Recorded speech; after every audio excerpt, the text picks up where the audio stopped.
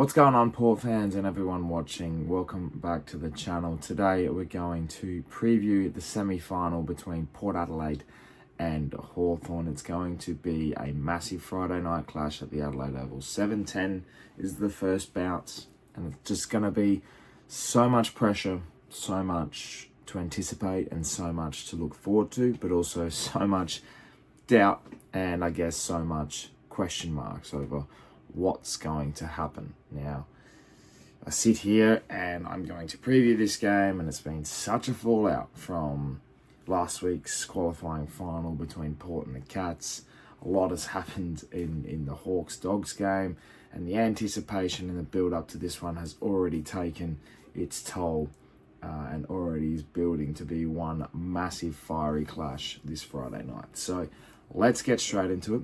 And let's preview Port Adelaide versus Hawthorn for the semi-final. What to anticipate, what to look forward to, what feeling do you take into this? What game becomes more important than this semi-final for Port Adelaide, for Ken Hinkley, for Connor Rozee as captain, for Zach Butters as vice-captain with his injury, for Charlie Dixon if he's selected, if Todd Marshall comes in? There are so many question marks over what Port Adelaide will produce this week.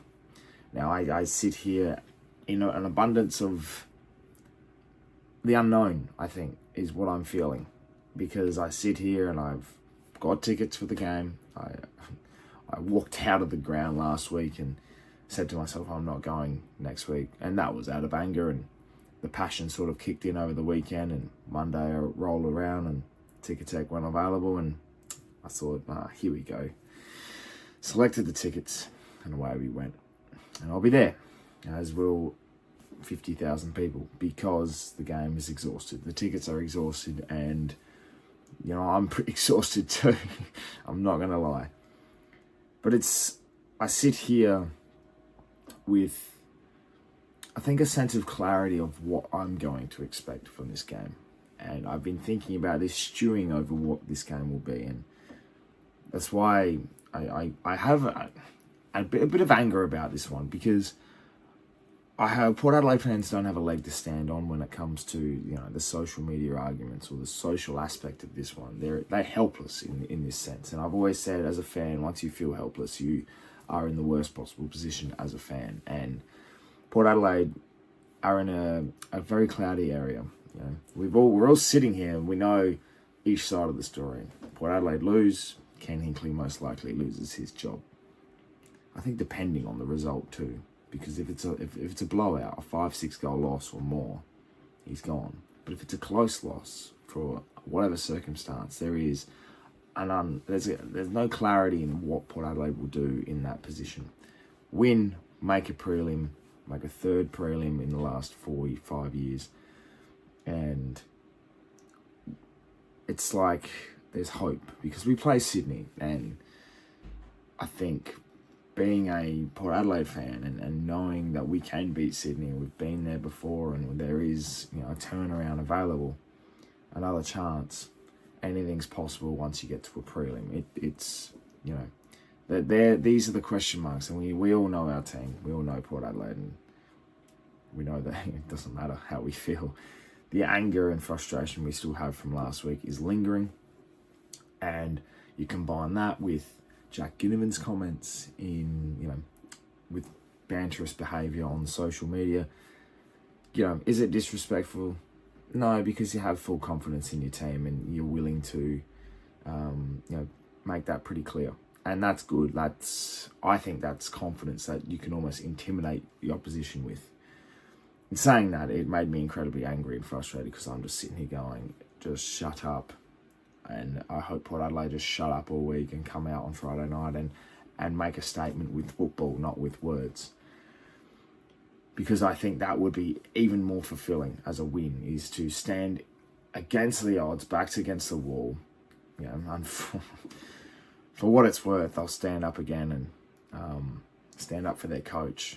And they always seem to do this in any situation. We saw it this year, get pumped by Brisbane, and all of a sudden, you know, beat St Kilda at Marvel, and it was the worst game of football ever. But it was the turnaround game. It was the one where they sat there and I was like, there is a sense of pride here. And I know led by Rosie and Butters. They love Cannon. Everyone loves Cannon. The players love Cannon.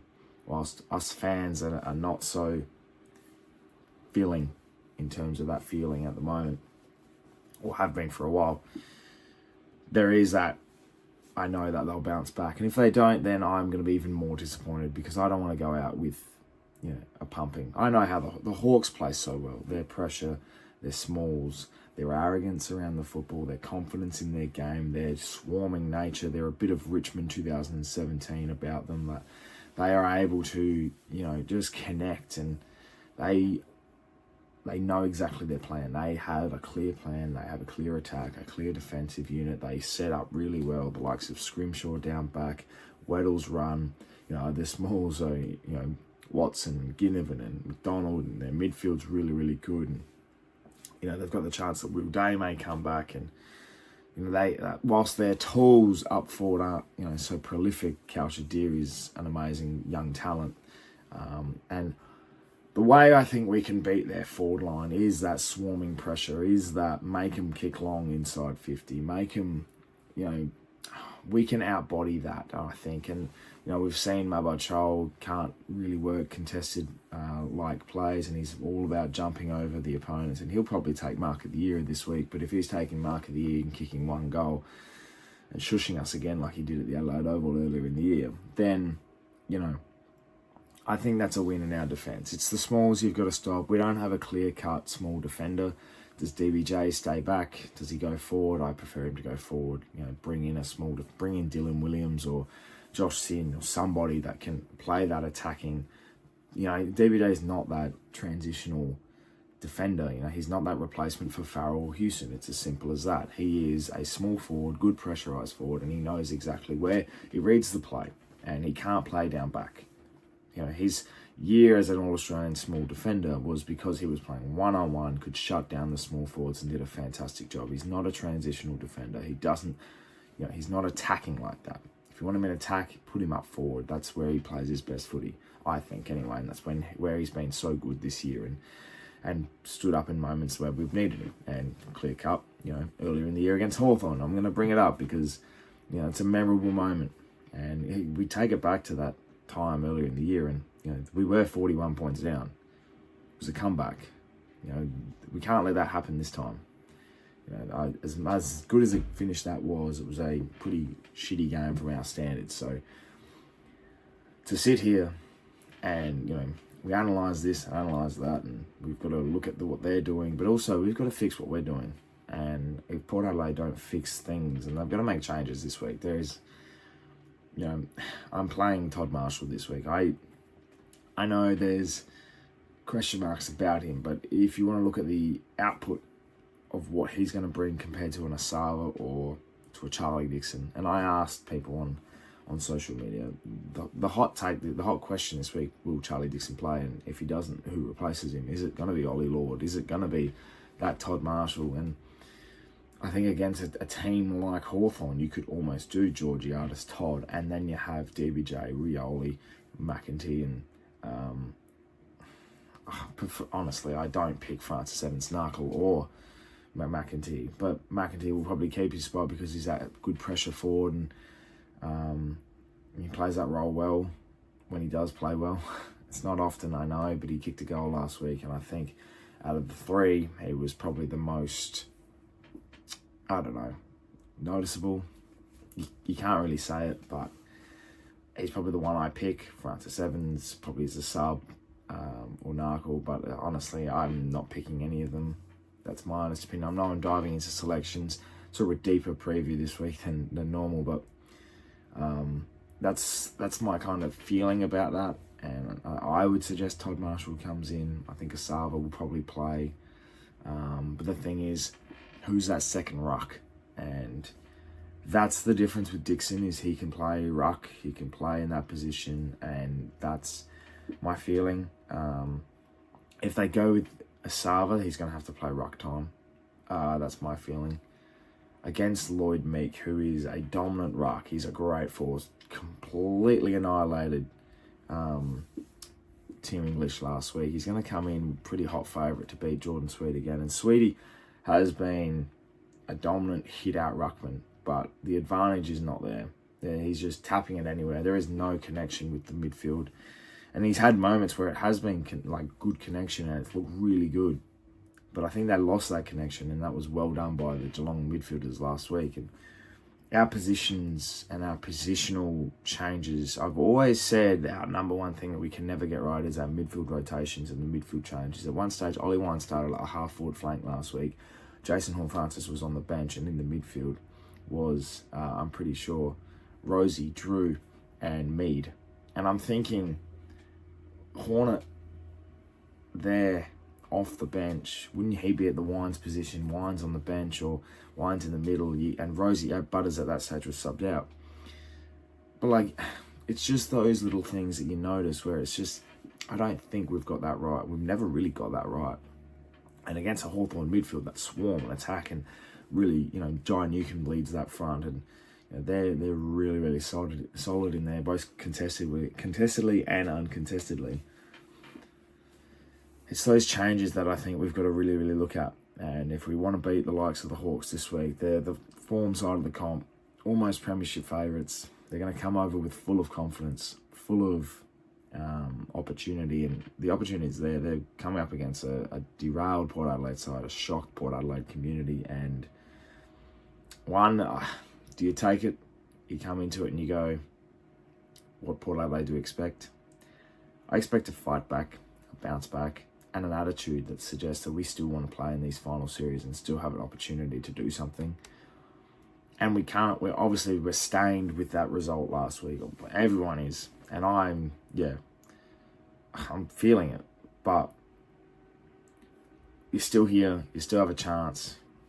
As cutthroat it can be, we've got to move on. And we've got to make sure that this week we don't let the opportunity slip again. Going out in straight sets is just simply not an option. And if you do that, I think it's almost more of a failure than last year was. And it's a complete and utter disappointment. And heads need to roll if that's the case. The amount of pressure that's on the Port Adelaide community, board, the playing group this week is unmatched. I've liked how we've come into this one with a sense of silence, no talk, just head down, 8-day break, come out and speak on the field. That's all you have to do. Let everything else talk and let everything else pan out. And when we get to Friday night and that first bounce, then you start talking. You talk with your feet, you talk with your hands, and you talk with making sure the scoreboard represents what we're about. And that's moving to a prelim final. My tip this week, if you watch the glass table, I tipped Hawthorn by 11 points, but it's reverse psychology. And I don't want to label that, but I think if we're going to win this game, and my tip would be Hawthorn by 11. If Port are going to win, it's going to be a close one, 10 points. It's going to be either way. I don't think this will be a blowout. I don't think any statement will be made other than it's a close game and Port win. If Port win, I'm going home happy. It's as simple as that. That's all I'm going to say about that matter. Well, everyone, Port fans, Hawks fans, if you're watching, let me know in the comments below your thoughts, your tip for this week, and how you're feeling going into this game. It's going to be massive. As I said, I'm still excited. I'm still very much feeling like, as a footy lover, you can't wait to get there Friday night. It's what your week ends up being. It's the moment of the week, and I can't wait to be there. And I look forward to very much seeing everyone there and supporting Port Adelaide against Hokball. It's going to be massive, so we'll see you there. Thank you so much for watching. Appreciate all the support. Make sure you subscribe to the channel if you're new for plenty more Port Adelaide and AFL content to come your way. My name's Anthony, and as always, count the pair.